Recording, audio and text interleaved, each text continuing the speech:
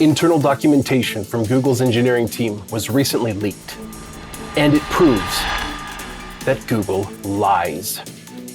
I know, big shock, right? By now, you've probably already heard a bit about this, so I'm going to focus on the key learnings and what we need to change as a result of what we know now. The short story is that a mistake made caused some internal Google Search API documentation to get published publicly to a repository. Now, Google since fixed this mistake. It's gone now, but because it was out there, we now have access to what it said. So what's in the docs? Well, approximately 14,000 ranking features, for one thing. Now, these features aren't all necessarily ranking factors per se, as we talk about with SEO, but many of them actually are. Also in the documents, we don't see how these features are actually scored, or even if they're really used in the Google search algorithm. So basically, this is a snapshot of a bunch of stuff that Google has in its search API, but it doesn't actually tell us how this stuff is used. So why does this even matter? Well, in short, it proves to us, for one thing, that there are things that are in the search algorithm that Google has explicitly told us many times are not part of the search algorithm. And while there's been a lot of suspicion, or honestly, most people just don't believe anything Google says because the expectation is that they're probably lying, this does give us a little bit clearer direction as to what they may actually be doing. So let's now dive into some of the specific findings and what we should actually do based on this new information. The first thing is click data. Google has told us explicitly many times that they don't use user click data, which articles they actually choose when they get to the SERP, to determine where things should actually rank within the SERP. Now, I have a history of playing by the rules and generally focus on creating helpful content and trying to follow the guidelines that Google gives us. But even I never bought this one. It honestly doesn't make any sense. Of course, user behavior should impact rankings. That's how social networks all work. The things that get clicked on, the things that get actual engagement, are the things that social media sites want to continue to promote because it keeps people using those social media sites. So it makes sense that in a search algorithm, you would want to continue to promote the articles that get the most engagement, that people click on the most, and they get good clicks. Well, now we see that Google is tracking all sorts of different types of clicks. Not just did they click, but how long did they click? Did they click on it and stay in the article for a while? Or did they pogo stick, as we call it, where they go into an article, pretty quickly bounce back out and click on another article from that SERP because the first one didn't give them what they wanted?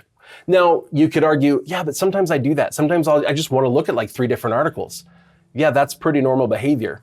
But when you see that aggregate over a lot of time, when you see somebody clicks on your article, leaves, and clicks to another article, but doesn't leave quickly, and that happens by thousands of people over time, that should tell the search algorithm that, yeah, that the article that they left, it didn't help them the way that the next article did.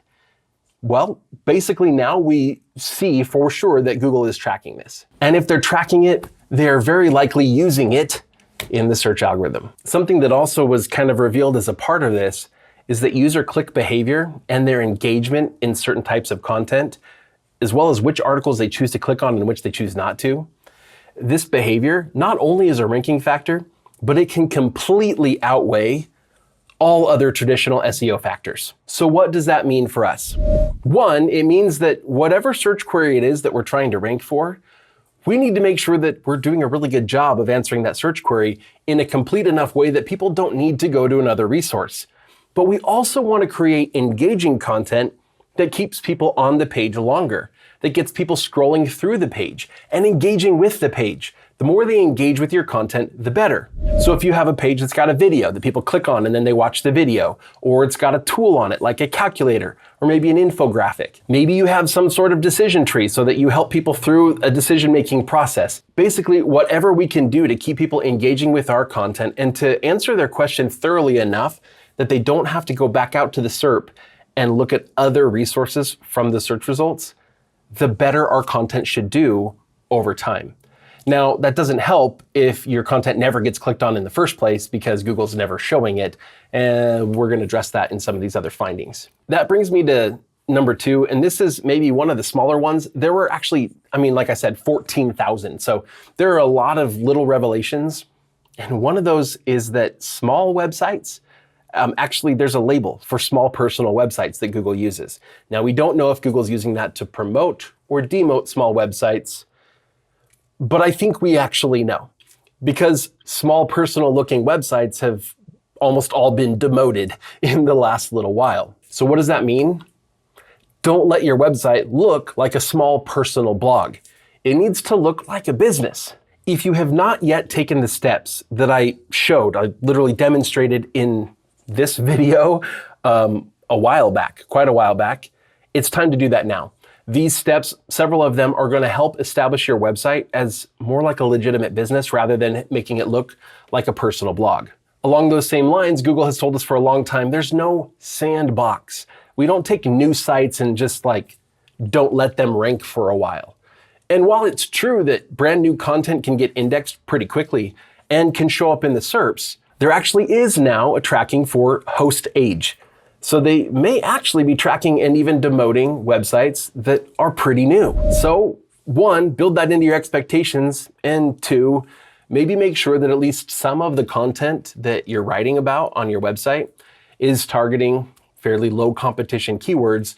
That's gonna help you rank anyway. So if you're the only one that's got an answer to that specific search query, when someone asks that question, your article's the one that's gonna rank, as long as it's been indexed by Google. So that's the thing with a lot of these factors or a lot of these signals here, is that they're signals and they're gonna impact the weighting. But if your content is relevant, then it's still gonna have a chance to rank if there's not a lot of other relevant content. That said, we've seen a lot of content that's not as relevant, outranking content that's far more relevant, because Google seems to have demoted these websites. And so we're gonna have to focus a lot on branding and other stuff too. You can't just write answering low competition search queries. All right, number 3.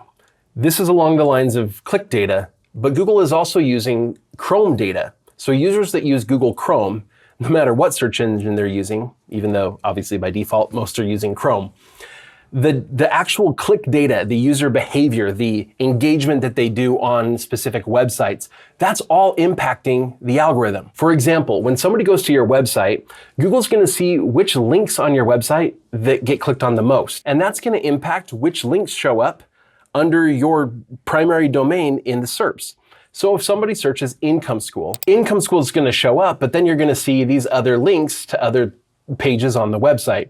Well, those are because those are some of the links that get clicked on the most when people go to probably the homepage or really anywhere on the website. Notice that I also have a Google My Business listing, and I also have a product listed there, and I have reviews. I've actually solicited some reviews from members. I've asked them, actually in general, just, hey, if you want to leave a review on Google and a couple of other places. And that actually helps, because it makes it clear to Google that this isn't a personal blog, it's an actual business website. But back to the point at hand, the links that people click on not only determine which links show up right there in the SERP when people search, the brand, but it can also impact how a lot of those pages on your website rank.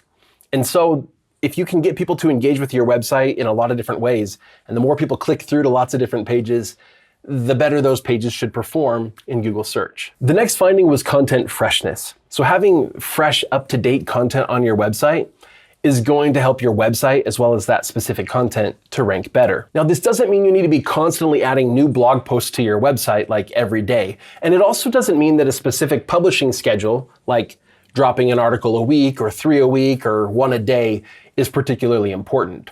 But what it does mean is making sure that your content is always up to date and accurate is valuable. And making little changes to an article here and there is going to update the last updated date for those articles on your website. One thing I'd recommend doing is displaying the last updated date in your articles. If you need to choose, I would choose last updated over the published date. You can display both if you want to, but at least show the latest updated date. In general, I also wouldn't recommend showing no date at all. We've said that in the past a long time ago, because the age of content didn't really matter that much in the past, especially on topics that are particularly evergreen. And recognize that all of these ranking factors are going to have increased and decreased importance depending on the type of search that it is. For search queries where the answers really are very evergreen. The age is probably not going to matter very much. But a lot of other search queries, the age of the content is going to be important. So if you have articles that you wrote 3 years ago, you should probably go look through those articles and just make sure everything in them is still accurate and make any tweaks that need to be made to that article. Then when you display the latest updated date, it's going to be clear to users as well as to Google, because that date will show up, needs to show up in your sitemap. It'll show up on the page itself and in the metadata for the article. And that's going to make it clear to Google that it's been updated recently. All right, the fifth finding that we're going to talk about today is EEAT and brand recognition. Direct EEAT signals are important. Some of these are things that we talk about in the video that I mentioned earlier. Having a business address on your website, or an address at all on your website, and contact information. Having just other signals that show that you're a legitimate business, but also other signals that show that you have authoritativeness within your industry, that type of stuff. Now, when I talk about EEAT, I'm usually talking about things that extend beyond just the direct signals to Google. I'm often usually talking about things that are going to establish you as an authority and give you recognition and rapport within the industry. But when a lot of other SEOs talk about EEAT, they're talking specifically about things that Google can measure. And so there's maybe a little bit of disconnect there. Those more technical and measurable EEAT signals are important, but maybe not quite as important, or it's unclear how important they really are. However, the most important thing you can do is establish a brand. You see, brand recognition, people knowing who you are and choosing your content over other people's content because they know who you are, both because of your content that's on the web and on Google, as well as content that they've seen, that they've heard of you off of Google, like being interviewed in a podcast, maybe, something that I've talked about before, or because of your YouTube channel, or because of other social media, or just because you participate in your industry in a normal and natural way. When people recognize who you are and they choose your content over other people's content, all of that click data from Google Chrome, all that click-through data from people using Google and choosing you over the other content that may outrank you, all of those are the signals that are going to make the hugest impact, not just the most enormous impact possible on how you perform in Google search going forward as well. So I heard it said, and this is the way I'm seeing it, at least right now. It's kind of reversed from what it used to be. It used to be you could create content, get found on Google, and use that to get a bunch of traffic, and it would establish you as an authority, and you could use that to grow social media channels and whatever else, sell products. Now it's like the other way around. Now it's like we need to use social media to find people and use all of that to build recognition and rapport so that then Google will be able to trust us.